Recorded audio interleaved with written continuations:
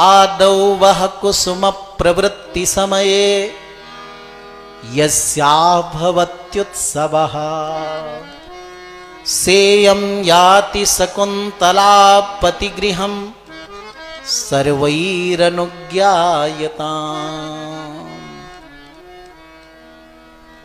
कण्व ऋषि कहते हैं मेरी मानस कन्या है, पालित कन्या है, मैंने इसका केवल पालन किया है। तो विदाई के समय इतना दुख हो रहा है कि मेरा कंठ अवरुद्ध हो गया, शब्द नहीं निकल रहे।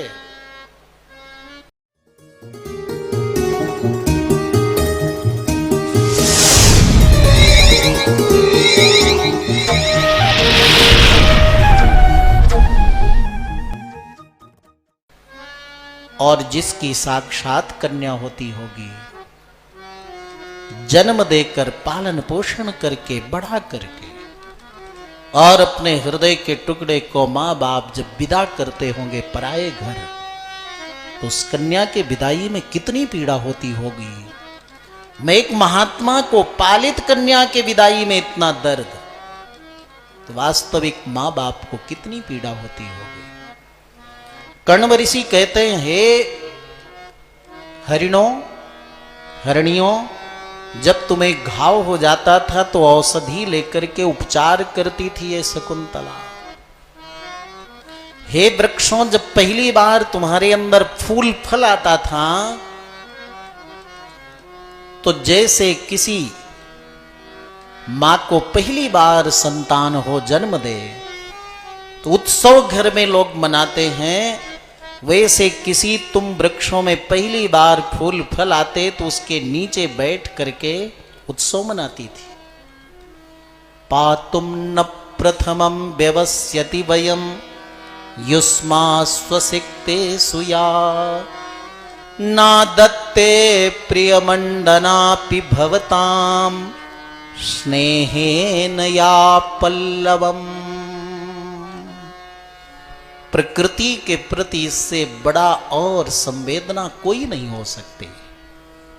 कण्व ऋषि कहते हैं हे वृक्षों, अलंकार बहुत प्रिय है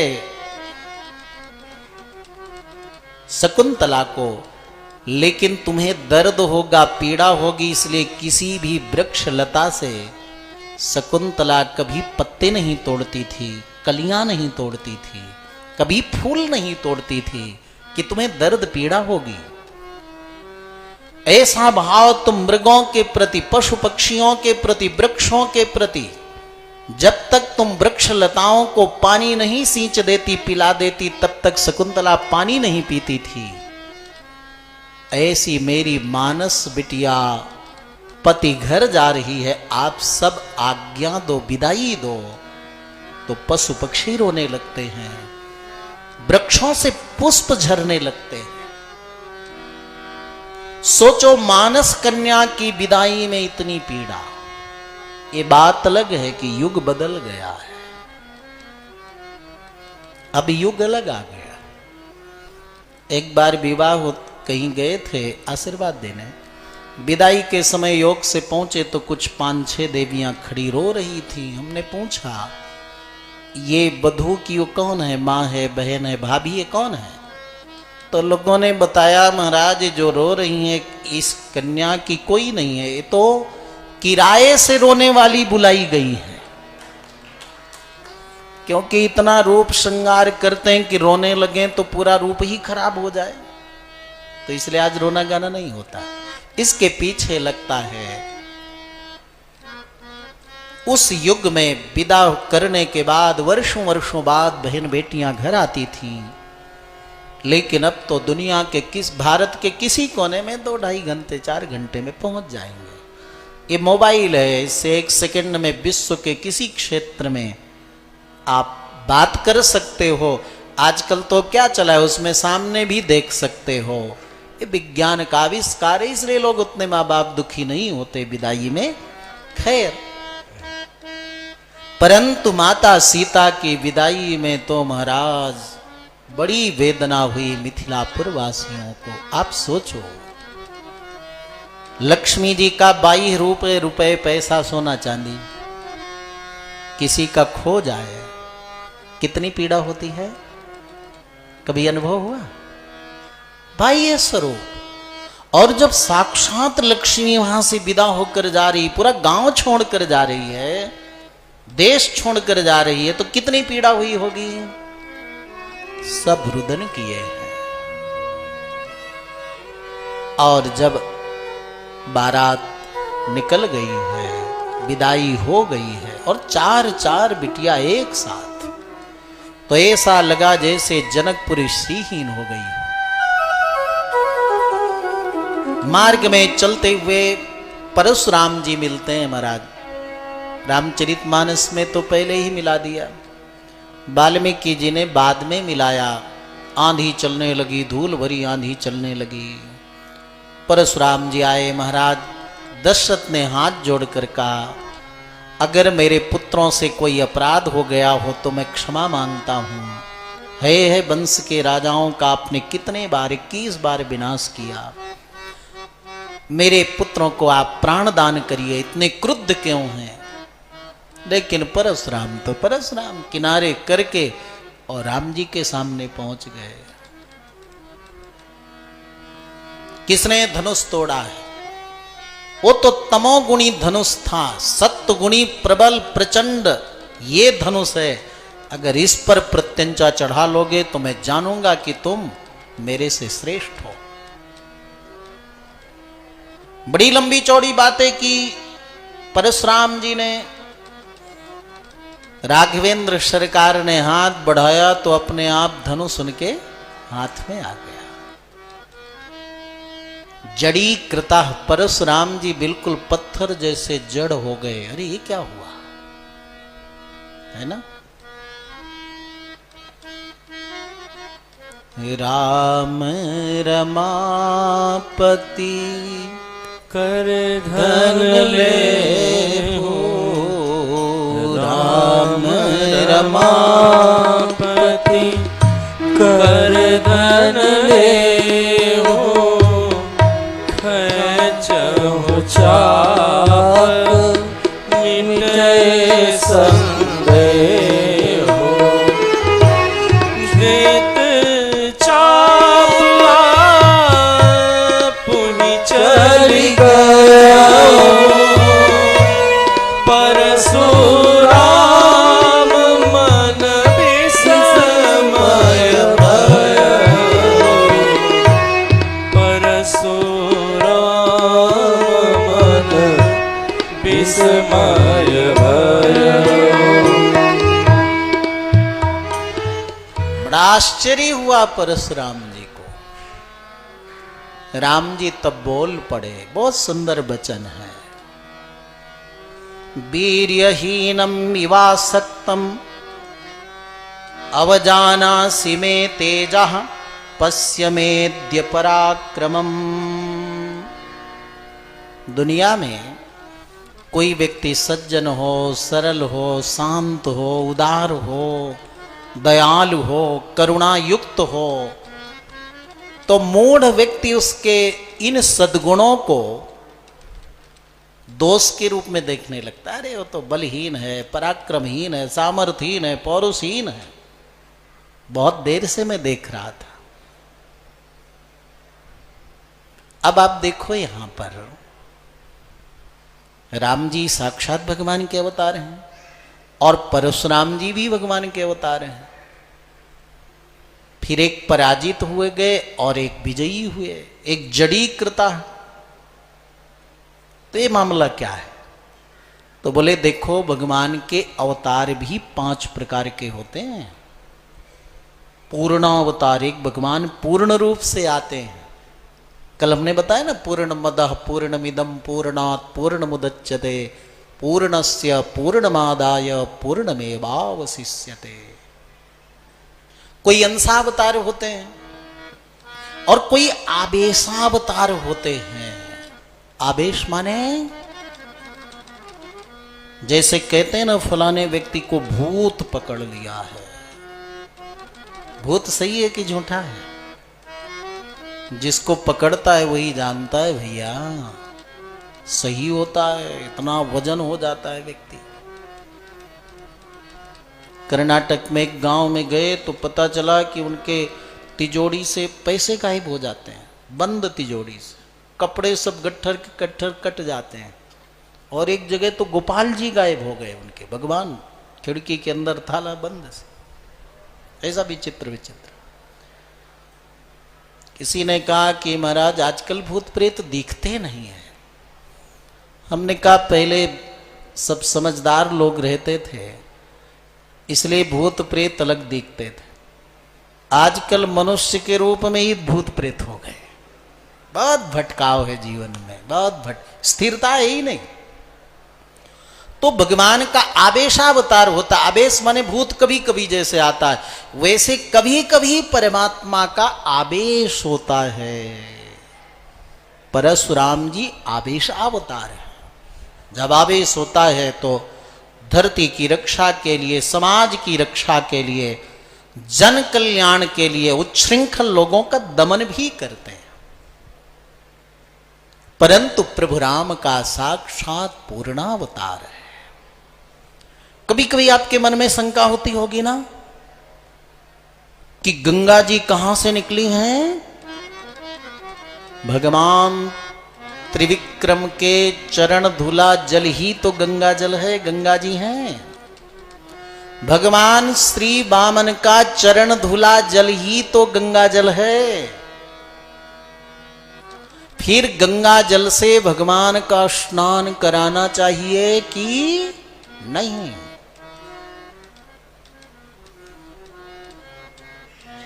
आपका चरण धुला जल से थोड़ी स्नान करोगे, तो भगवान के ही चरण धुले जल से क्या भगवान का अभिषेक हो सकता है? बोले हो सकता है। क्यों? क्योंकि वो भगवान त्रिविक्रम का स्वरूप इतना विशाल, तीनों लोक को नाप लिया। यद्यपि भगवान सब हुई है, लेकिन उस अवतार में इतने विशाल विभू व्यापक हो गए।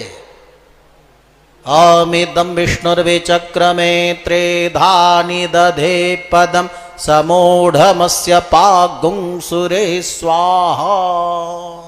एक चरण से 7 लोक, भुवरलोक, स्वरलोक, जनलोक, तपलोक, महतलोक, सत्यलोक तक भगवान का चरण पहुंचे। इतना विराट जो भगवान हैं, उनके सामने हमारे जो अर्चा विग्रह है ना, उन अर्चा विग्रह का भी हम अभिषेक कर सकते हैं। इसलिए गंगा जल से अभिषेक भी करते हैं। अस्तु सूक्ष्मता है सारी बातें।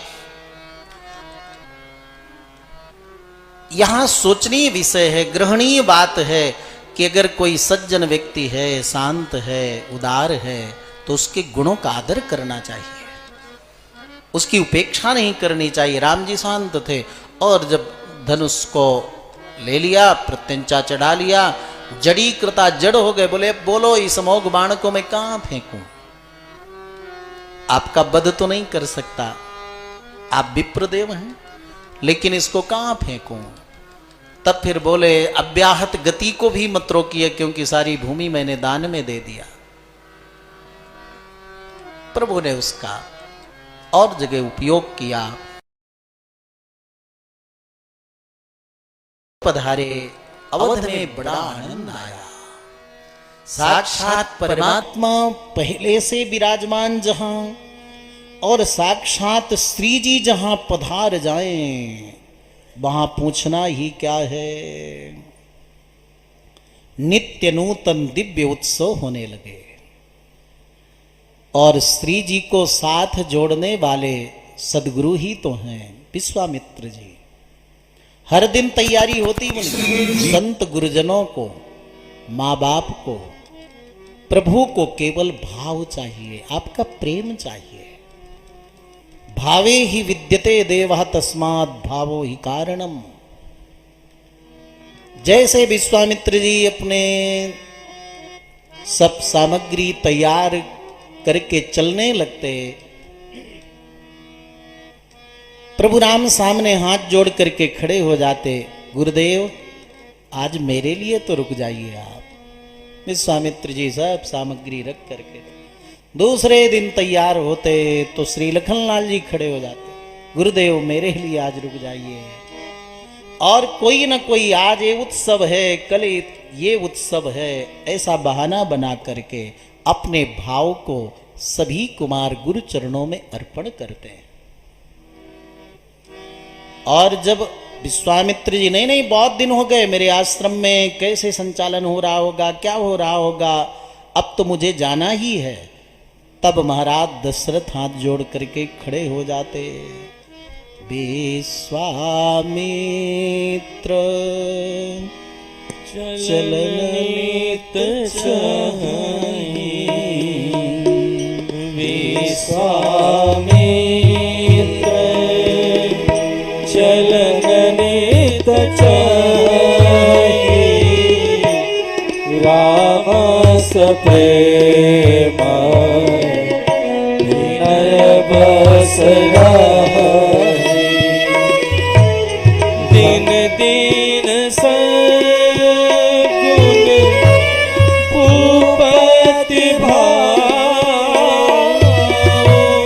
देखी सराह महामुनि मागत वेदा राव अनुरागे, सुतन समेत ठाढ़ भेआगे, नाथ सकल संपदा तुम्हारी, मैं सेवक समित सुत नारी, मैं सेवक समित सुत नारी। सदगुरु संत और भगवंत को यही भाव अतिशय द्रवित कर देता है, प्रिय लगता है। माँ बाप को भी यही भाव चाहिए। नाथ सकल संपदा तुम्हारी, मैं सेवक समेत सुत। आपकी सब संपदा है भगवान। हे गुरुदेव आप विराजिए, आप अनुशासन करिए, हम के सबके बीच में आप विराजते हो, बड़ा आनंद होता है। कई महीना विराजमान हो गए। वाल्मीकि महर्षि ने युवाओं के लिए कितना सुंदर मार्गदर्शन किया है। चकार रामः सर्वाणि कृत्वा परम यंत्रितः, मातृभ्यो मातृकार्याणि कृत्वा परम यंत्रितः, गुरूणां गुरुकार्याणि काले कालेन्मवैक्षत।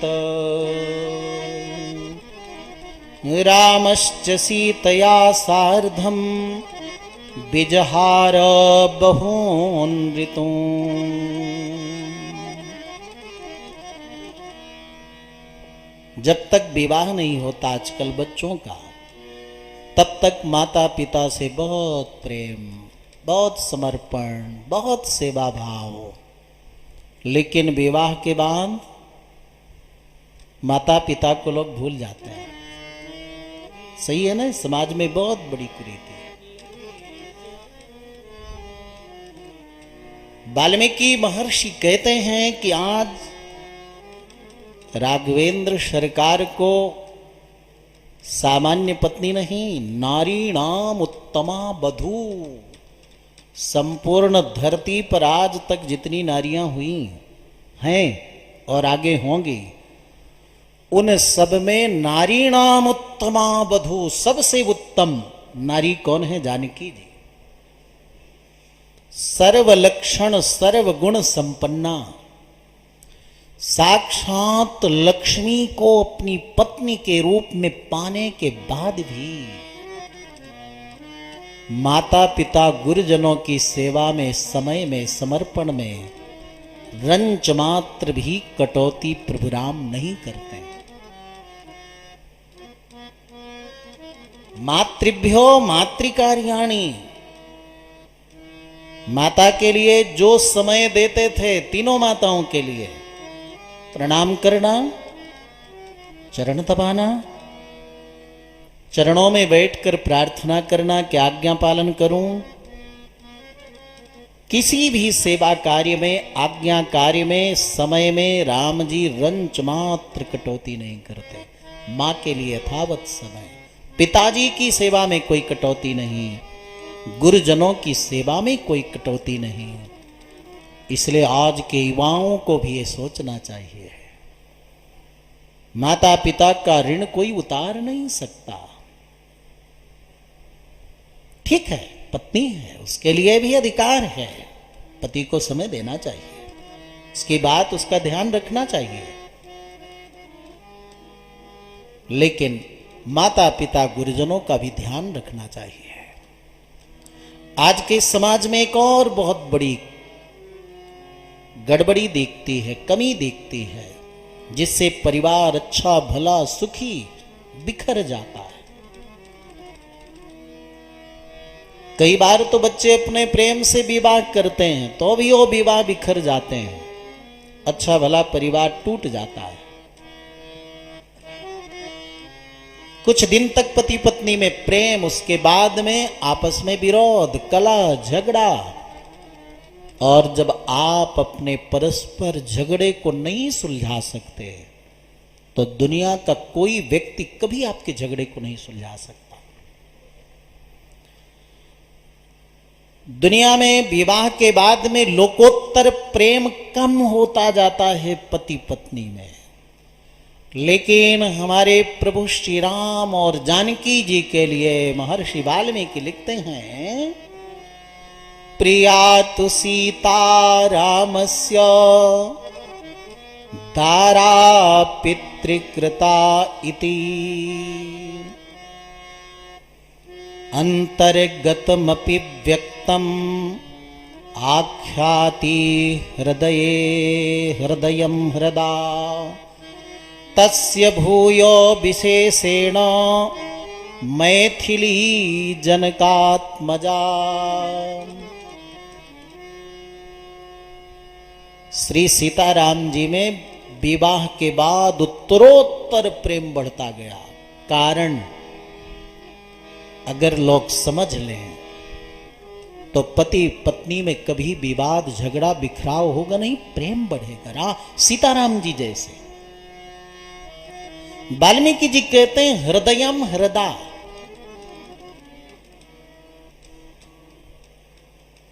अगले के मन की, हृदय की, अंतःकरण की बात को, इच्छा को समझकर आप व्यवहार करो तो कभी आपस में विवाद होगा नहीं। राम जी को कहना नहीं पड़ता जानकी जी को कि आज हमें मालपुआ पाना है, खीर पाना है, कचौड़ी पाना, नहीं कहना पड़ता। केवल मन में इच्छा आई, मनोभाव आया राम जी के मन में कि आज ये पदार्थ पाना है, तो जानकी जी वही पदार्थ पकवान बना करके राम जी को उपस्थित कर देती बिना कहे। राम जी के हृदय की बात बिना कहे जानकी जी समझ जाती, और जानकी जी के हृदय की बात बिना कहे राम जी समझ जाते। हृदयम हृदा।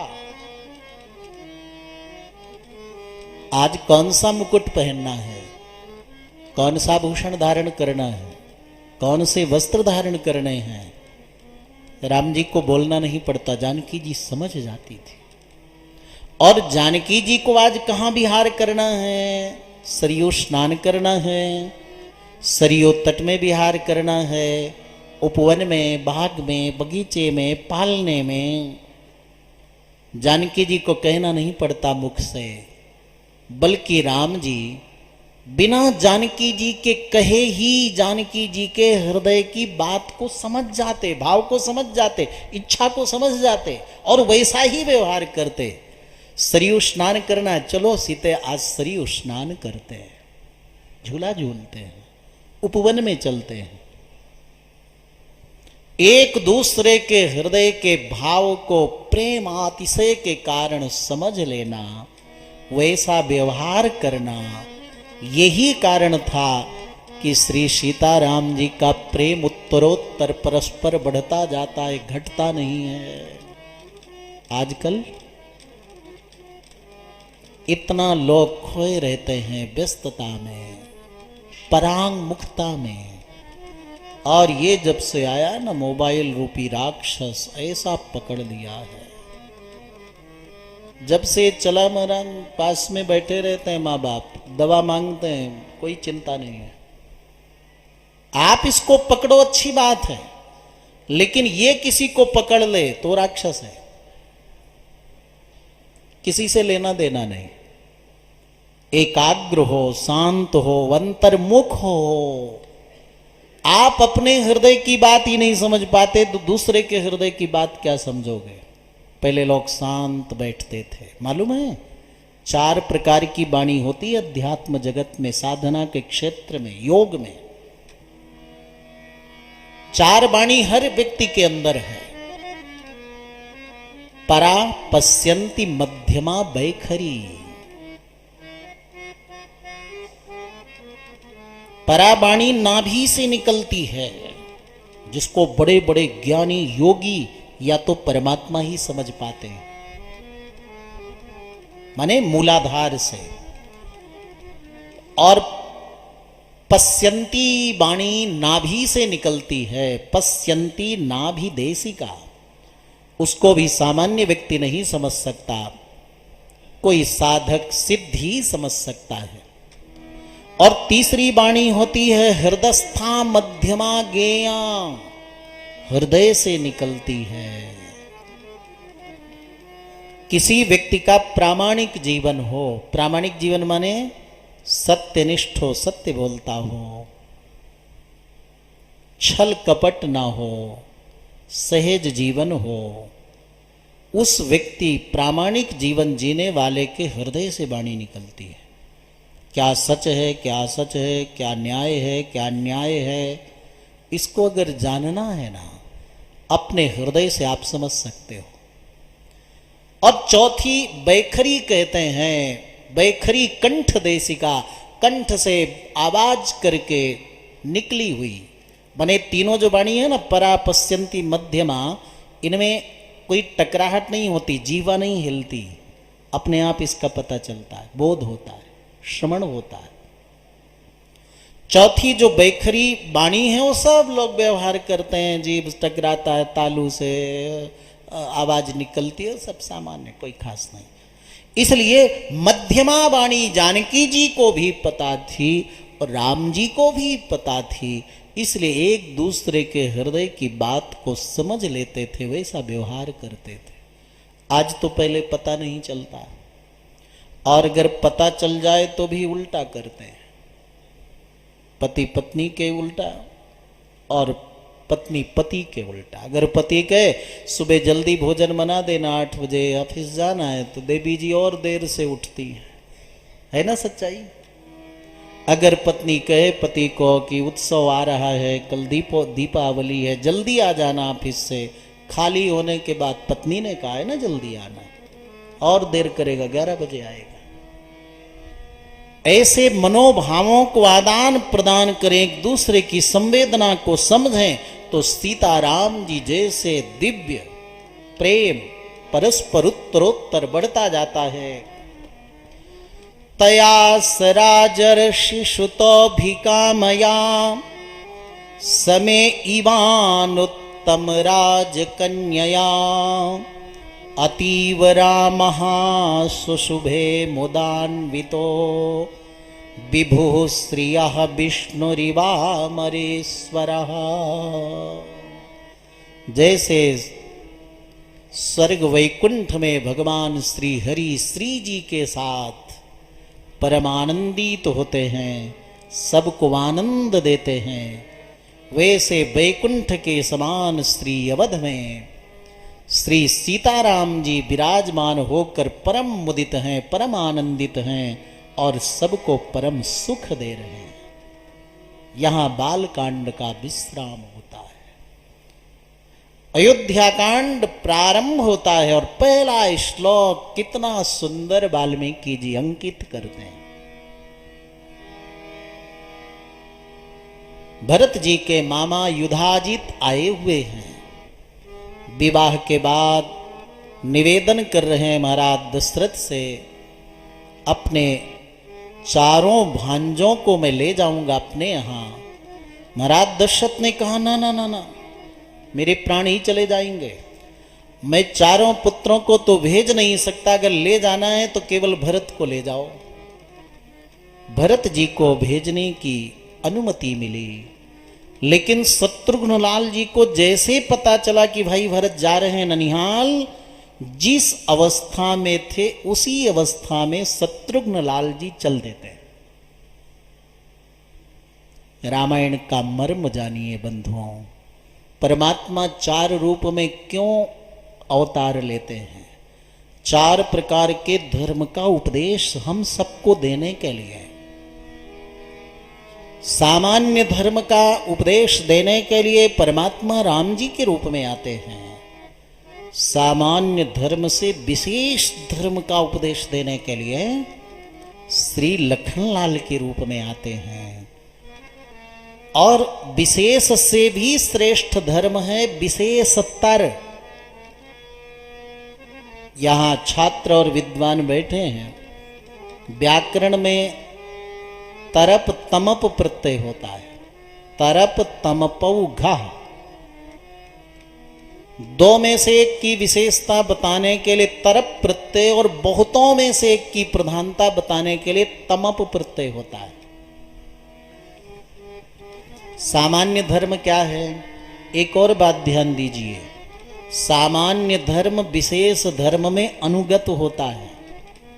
माने सामान्य धर्म तो उसमें रहेगा ही विशेष में, और सामान्य विशेष विशेषतर में रहेंगे, और सामान्य विशेष विशेषतर विशेषतम में रहेंगे।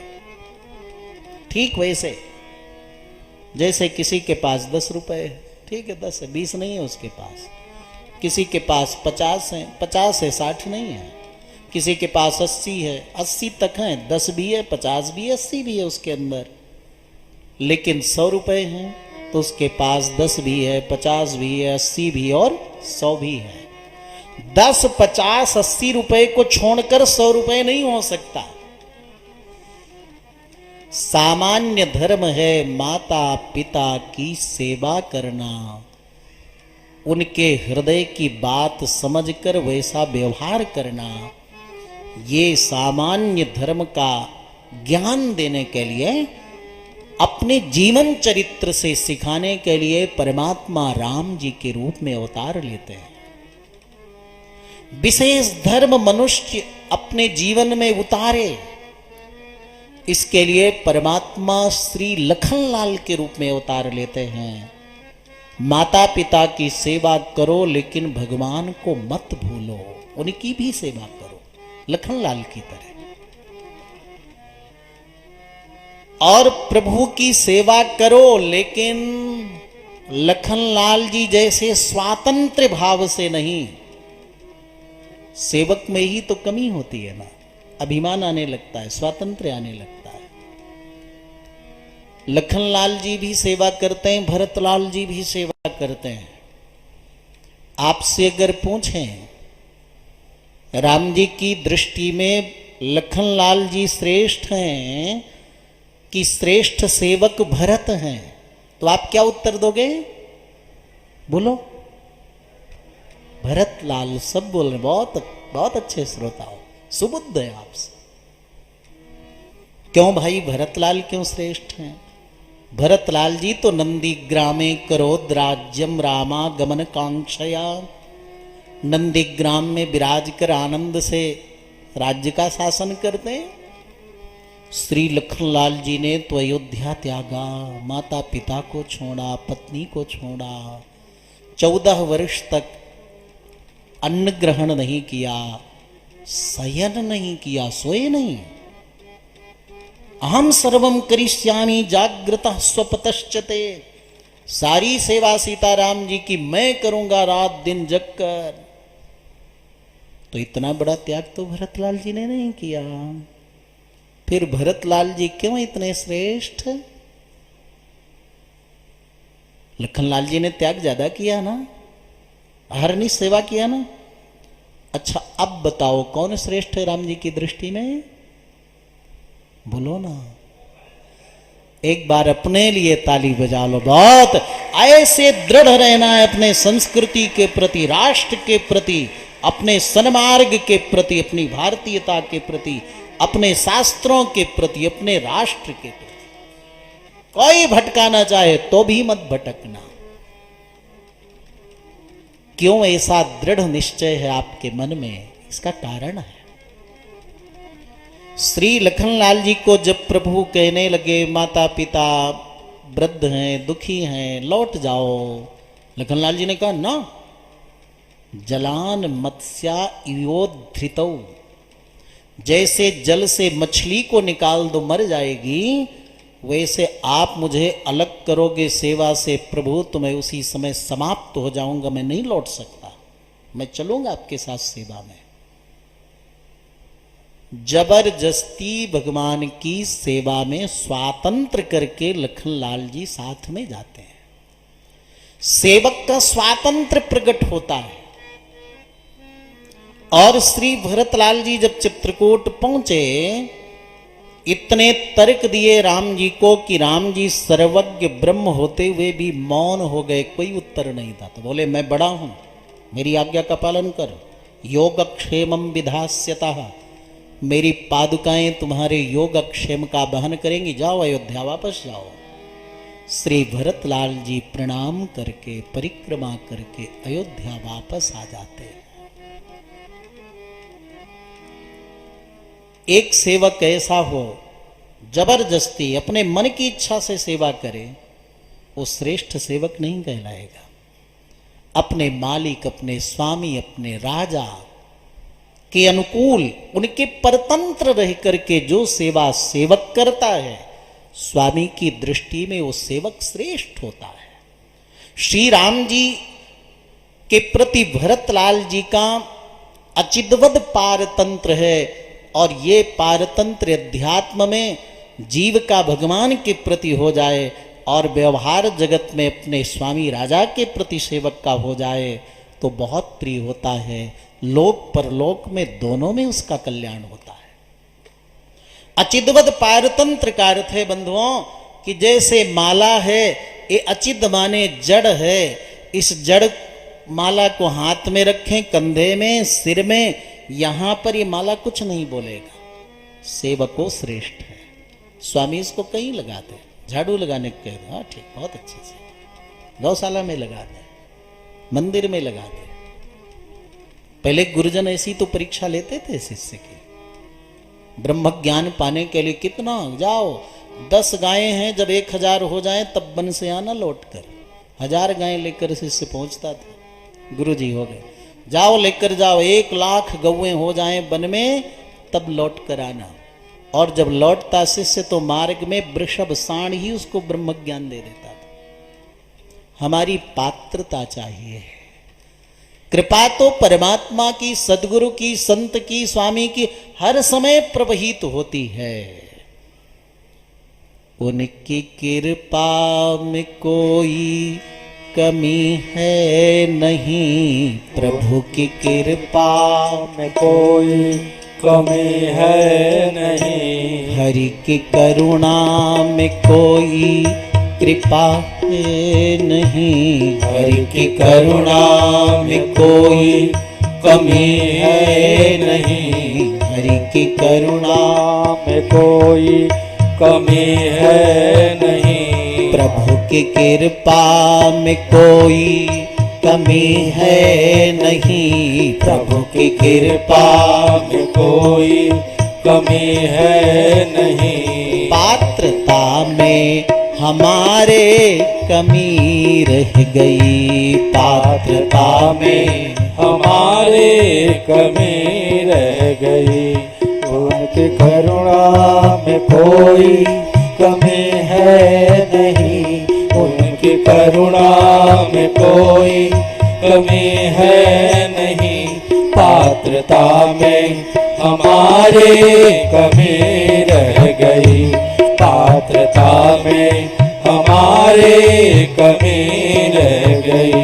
प्रतिदिवस आके मिलते तुमको प्रभु, प्रति दिवस आके मिलते हैं तुमको प्रभु, प्रति दिवस आके मिलते हैं तुमको प्रभु, प्रति दिवस आके मिलते हैं तुमको प्रभु, फिर भी आंखों से तुमने निहारा नहीं, फिर भी आंखों से तुमने निहारा नहीं।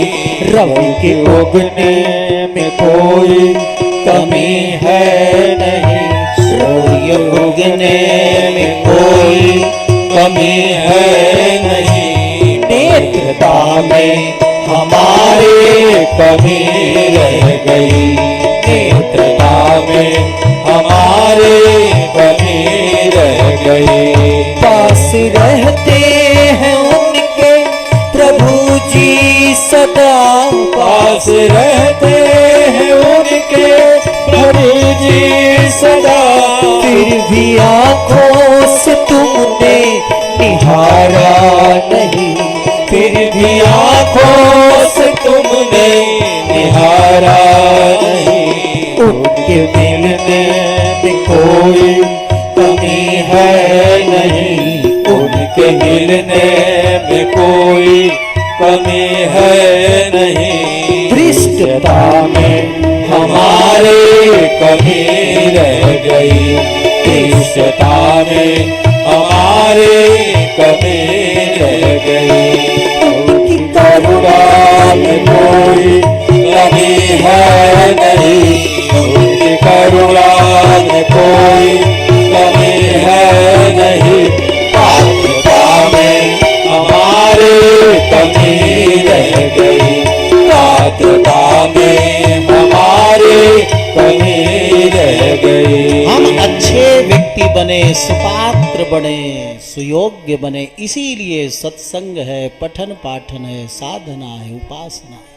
प्रभु की कृपा करुणा हर पर रहती है। अचिदवत पारतंत्र सेवक हैं श्री भरतलाल जी, और स्वतंत्रता से युक्त सेवक भाव हैं श्री लखनलाल जी। इसलिए हमें विशेषतर धर्म में रहते हुए अचिदवत परतंत्र प्रभु के रहना है।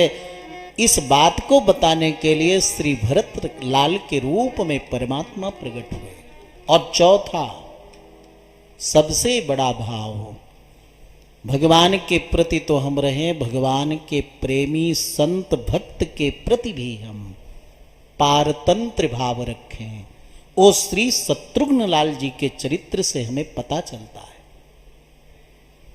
पूरे रामायण में श्री शत्रुघ्न लाल जी ने राम जी की कोई सेवा नहीं की, कोई सेवा नहीं, लेकिन राम जी की दृष्टि में शत्रुघ्न लाल जी और श्रेष्ठ हैं, क्योंकि परम भागवत, परम भक्त, परम प्रेमी, परम सेवक श्री भरतलाल की सेवा में सतत रहते हैं शत्रुघ्न जी।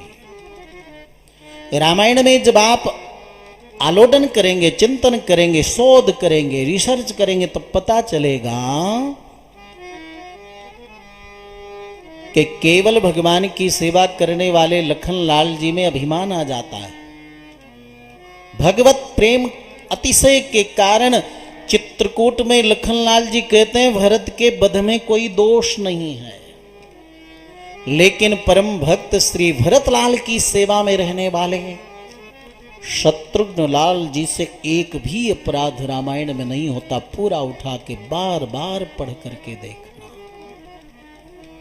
लखनलाल जी तो कई बार, पिता दशरथ जी, चक्रवर्ती महाराज, कितने बड़े प्रभु भक्त, उनका भी निरादर कर, उनका दोष नहीं है लखनलाल जी का। केवल प्रभु की सेवा में रहोगे तो आपसे भी यही अपचार होगा जैसे लखनलाल जी से हुआ। और यदि प्रभु के साथ भगवान के प्रेमी संत भक्त के प्रति आपका भाव रहेगा, श्रद्धा रहेगी, तो आपसे कभी भगवान के प्रेमियों का निरादर नहीं होगा। इसलिए वाल्मीकि महर्षि लिखते हैं अयोध्या कांड के पहले श्लोक को, जिसमें सारा अर्थ सन्निहित है, भरा हुआ है। गच्छता मातुल कुलम भरतेन तदा नघा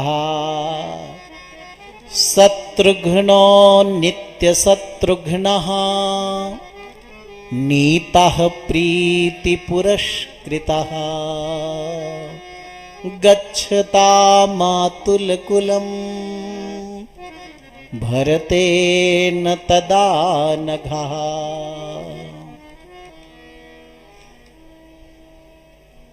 भगवान के भक्त की सेवा कौन कर सकता है? नित्य शत्रुघ्नः। बाहर के शत्रु तो दिख जाते हैं, हमारे अंदर के शत्रु नहीं दिखते हैं। सेवक के अंदर यही तो आ जाता है ना, अभिमान आ जाता है, मैं सेवक हूं। अपने अंदर क्रोध आ जाता है, ईर्ष्या आ जाती है। काम क्रोध आदि सारे विकारों को, शत्रुओं को हृदय से जो निकाल देता है, वही तो भगवान के और भक्त के सेवा में रह सकता है। जिन शत्रुघ्न जी के स्मरण से, स्मरण मात्र से हमारे हृदय के शत्रु दूर हो जाते हैं, ऐसे शत्रुघ्न लाल जी जिस अवस्था में थे वैसे ही भरत लाल जी के साथ ननिहाल की ओर प्रस्थान कर जाते हैं। भाई जैसे भरत जी राजपुत्र हैं वैसे शत्रुघ्न लाल जी हैं। भरत लाल जी ने तो पूरी तैयारी की, कपड़ा लत्ते रखे, लेकिन शत्रुघ्न लाल जी कुछ नहीं रखे। भक्त के प्रति अचिदवद पार तंत्र है। जैसे आप चलते हो तो आपके साथ कपड़ा, चश्मा, ये सब अपने आप चल देते हैं, वैसे अचिदवद भक्त भरत के प्रति पारतंत्र रखते हुए शत्रुघ्न लाल जी जिस अवस्था में थे वैसे ही ननिहाल चल देते हैं। जब ननिहाल पहुंचे भरत शत्रुघ्न, तो इधर महाराज दशरथ का जो प्रेम था चारों कुमारों में, तो दो तो चले गए सामने से, तो उन दोनों का प्रेम भी उठकर श्री राघवेंद्र सरकार में प्रकट हो गया। और राम जी के बड़े दिव्य गुणों का वर्णन करते हैं महाराज दशरथ। श्रेष्ठ प्रकृति के माँ बाप और सद्गुरुजन तब प्रसन्न होते हैं जब अपने से योग्य पुत्र हो जाता है और अपने से योग्य शिष्य हो जाता है, तो सद्गुरु को बड़ी प्रसन्नता होती है। जैसे इस गोरक्ष पीठ में हम लोग देखते हैं, जिनकी पावन पुण्य स्मृति में राष्ट्र संत ब्रह्मलीन महाराज जी श्री वैद्यनाथ जी महाराज कितने प्रसन्न होते थे। महाराज जी को अपने जीवन काल में ऐसा मठ की व्यवस्था, राजराष्ट्र की व्यवस्था, समाज की सेवा देखकर कितनी प्रसन्नता होती थी। उत्तम प्रकृति के माँ बाप गुरु अपने पुत्र से और अपने शिष्य से अपने को पराजित होना चाहते हैं कि मैं पराजित हो जाऊं, इतना मेरा पुत्र श्रेष्ठ बने और शिष्य योग्य बने। आज महाराज दशरथ ने राम जी के दिव्य गुणों का अनुभव किया। इन दिव्य गुणों को सुनना चाहिए और इनको जीवन में उतारने का प्रयास करना चाहिए। सतु नित्यं प्रशांतात्मा मृदुपूर्वं प्रभासते। मेरा राम बहुत शांत चित्त है, मधुर बोलता है, प्रिय बोलता है और पहले बोलता है। कभी होता है ना कि हम तो बड़े व्यक्ति हैं, छोटे से क्यों बोले, ऐसा नहीं। मृदुपूर्वम प्रभासते, मेरा राम मधुर बोलता, प्रिय बोलता, पहले बोलता है। उच्चमानोपि पुरुषम नोत्तरम प्रतिपद्यते। कोई कभी कटु बोलता है तो मेरा राम कभी उसको कटुत्तर नहीं देता, मीठे वचन से उसका समाधान कर देता है। मेरा राम बोलने में बृहस्पति के समान है, क्षमा में पृथ्वी के समान है, क्रोध में कालाग्नि के समान है। मेरे राम का क्रोध और प्रसन्नता राजा के ही गुण है। वो राजपद के लिए महाराज दशरथ इसीलिए राम जी को सोचने लगे कि मेरा पुत्र राम राजगादी में बैठे, क्योंकि एक राजा के अंदर जो एक गुण होने चाहिए वो है। मेरे राम का क्रोध कभी निष्फल नहीं जाता, क्रोध करेगा तो उसको दंड देगा ही, और जिसके प्रति प्रसन्न होगा उसको कुछ न कुछ बहुमान देगा। ज्ञान में बृहस्पति के समान मेरा पुत्र है। कितने दिव्य गुण हैं। मेरा राम बुद्धिमान मधुराभासी पूर्वभासी प्रियम बदहा, बुद्धिमान है, ज्ञानी है, मधुर बोलने वाला है। शील वृद्धैहि ज्ञान वृद्धैहि वयोवृद्धैश्च सज्जनैहि कथयन्नास्ते वै नित्यम अस्त्रियोग्यान्तरेष्वपि। मेरा राम कितने व्यस्ततम कार्य में हो, लेकिन इन चार लोगों को आया देखकर उसको तुरंत बुलाकर उससे कुछ ना कुछ गुण ग्रहण करता है। शील वृद्धैहि, कोई सदाचार में श्रेष्ठ हो, आचरण जिसका पवित्र हो। कितने महत्वपूर्ण कार्य में मेरा राम हो, लेकिन उसके लिए द्वार खुले रहते हैं। शील वृद्धैहि, कोई वयोवृद्ध है, कोई ज्ञान वृद्ध है, और कोई राष्ट्र भक्त है। ऐसे गुणी व्यक्तियों के लिए राम जी का द्वार हमेशा खुला रहता है। मेरे राम में कितने अद्भुत गुण हैं। दीनानुकंपी धर्मज्ञ, दीनों के प्रति दया करने वाला राम है। धर्म के सूक्ष्म स्वरूप को जानने वाला है। कुलोचित मति ही, कुल परंपरा के अनुसार मतिमान है मेरा राम। छात्रम स्वधर्मम बहुमन्यते, छात्र धर्म को श्रेष्ठ रूप से पालन करने वाला है मेरा राम। रक्षिता सर्वलोकस्य स्वजनस्य च रक्षिता, क्या अद्भुत गुण है।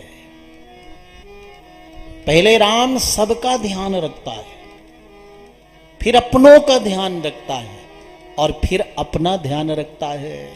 पहले समाज के लोगों का कार्य करता है, फिर अपनों का कार्य करता है, और फिर अपना काम करता है। कैसा अद्भुत राजगुण है। और यही राजगुण तो हमारे महाराज जी में है, हमारे माननीय मुख्यमंत्री जी में। आप अनुभव करते होंगे ना, जनता दरबार में पहले दीन दुखियों को आओ सबकी सुनते हैं, समाधान करते हैं। अपने सेवक लोग सब दौड़ धूप करते हैं, भूख लगी हो प्यास ले कोई चिंता नहीं। उसके बाद में फिर अपनों का हो कैसे हो, और अपना बाद में कुछ जलपान भोजन जलपान करना है तो 9 बजे, कोई चिंता नहीं। प्यास लगी है तो भूख लगी, अपनी चिंता नहीं। पहले समाज के दीन दुखियों की चिंता, फिर अपनों की चिंता, और फिर अपनी चिंता। कभी कभी लोग सोचते हैं अगले के बारे में भी तो सोचना चाहिए ना। कोई नहीं जल्दी सोचता, अपना दुख दिखाई देता, अभाव दिखाई देता है। कभी किसी के मन में आता होगा, अरे भाई अभी महाराज जी यहाँ गए वहाँ गए, गौशाला गए, पूजन करने गए, देखो ना जनता दरबार में गए, 9 बज गए, अभी पानी भी नहीं पिए होंगे। कभी आता है मन में? परंतु अगले के तो वृत्ति में है, रक्त में है, स्वभाव में है। ऐसा मेरे राम में गुण है कि पहले सबका ध्यान रखता, काम करता, फिर अपनों का ध्यान रखकर काम करता, और फिर अपना जो निजी कार्य है, भोजन जलपान शयन, तब करता है मेरा राम। ऐसे राजोचित जो गुण है वो मेरे राम में है। उत्तरोत्तर युक्तीनां वक्ता वाचस्पतिर्यथा लोके पुरुष सारज्ञ साधुरे को विनिर्मिता। ऐसे मेरे राम का दिव्य गुण है, जिन गुणों को देख करके मुझे लगता है कि मेरे राम को राजगादी पर विराजमान होना चाहिए। एवं श्रेष्ठ गुणैर्युक्तः प्रजानां पार्थिवा गुणः लोकनाथोपमं नाथम अकामयत मेदिनी।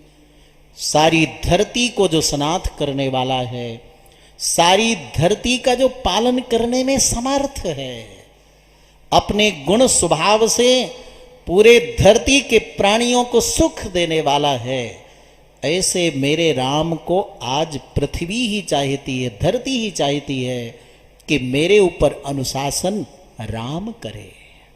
इतने गुणों का वर्णन करने लगे, इतना गुणों का अनुभव करने लगे महाराज दशरथ। क्या कहते हैं? महीधर समोधृत्याम मत्तश्च गुणवत्तरः। मेरा राम धैर्य में, गंभीरता में समुद्र के समान है। समुद्र में कितने रत्न है किसी को पता है? धैर्य में हिमवान पर्वत हिमाचल के समान धैर्य में है। और ये राजोचित गुण होने से मेरा राम मत्तश्च गुणवत्तरः, आज मेरी अपेक्षा गुणों में बहुत आगे बढ़ गया है। इसलिए मैं राम को राजगादी में देखना चाहता हूं।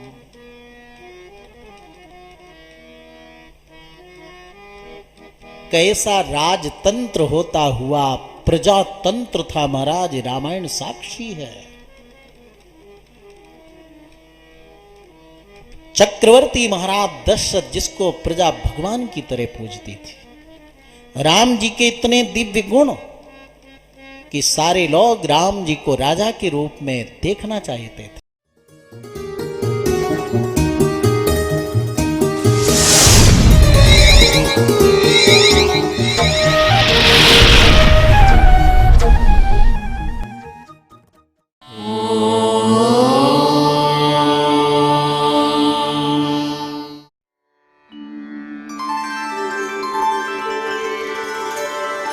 विना वेङ्कटेशं